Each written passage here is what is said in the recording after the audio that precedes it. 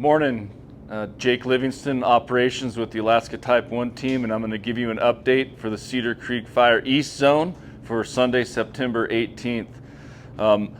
Last afternoon and evening, we received about 1/10 to 4/10 of precipitation over the fire area. It varied depending on location, but we did receive a fair amount of rain. And with that rain and cooler weather, we're going to take it slow today with our firefighters and other personnel working out in the field, just to make sure their safety is thought of first. As far as the operations, I'll start out on the west side, in the vicinity of North Waldo and Charlton Lake. North Waldo, we have some engine crews and ground personnel in there securing the area around the campground. The fire did burn through there, so they're just putting out hot spots around that area and taking care of any trees that may be hazardous for the future. And as you head to the east along the 4290 road, there's a portion of the fire that previously did burn on the south side of that 4290 road. That's where we have several hotshot crews working to secure that edge, and they'll be working in there for the next several days, but progress is good. Just slowed a little bit due to the weather. As we move further down to the south, we've got the 5897 road and then the 5896 road that comes off of Shadow Bay. Structure prep around the Shadow Bay vicinity is complete, and they'll continue to check that in the next couple days, just checking on the work they've already done, make sure the sprinklers and pumps and whatnot work.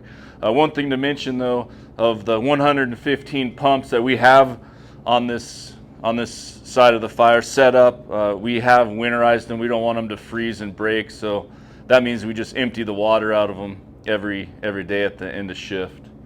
Moving down to the 5897 road itself, Gold Lake area, still prepping along that roadway, primarily with personnel due to the steepness of the terrain, but there are some pieces of equipment working in there. Progress is going good.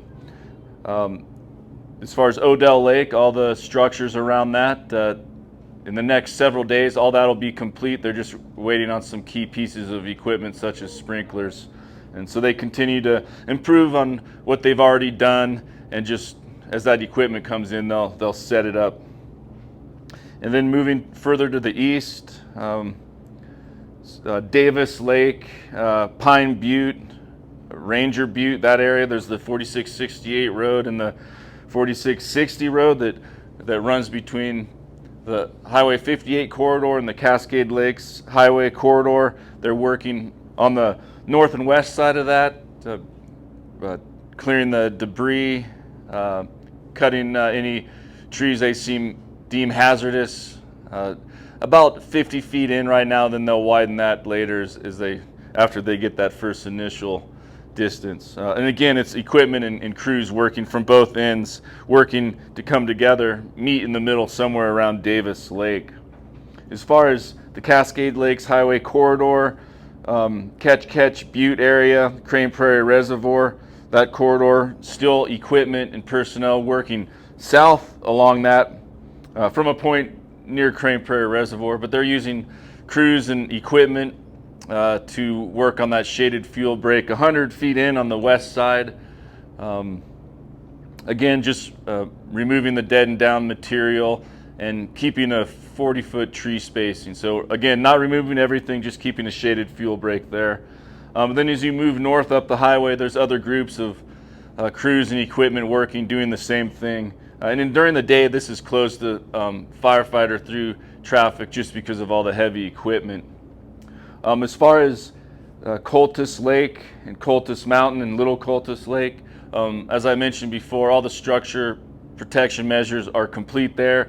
They are working on prepping these road systems to the south of Cultus Mountain, and then just to tie into Little Cultus Lake, and then up to Deer Lake, and then around to the west side of Cultus Lake. And then so they've got some fallers falling hazardous trees in front of the hand crews, and then the hand crews come in behind them, remove the dead and down material and then in limbs and stuff like that. And then behind the crews will be the chippers, just to chip up the smaller limbs and debris as needed.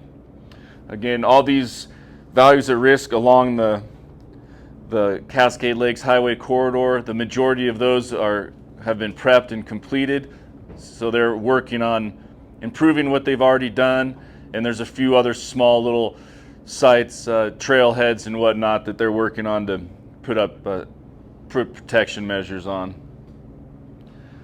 As far as further north, up toward Lava Lake, Deschutes Bridge, right in there, we are starting some operations on the west side of the highway, again with equipment and ground personnel, doing much the same as they did further south on the road. And we do have people identified, fire engines and crews on the north side of the fire and the south side of the fire that can respond to other small incidents that start within the local area. And that's the end of my update, and I'll talk to you tomorrow. Thanks.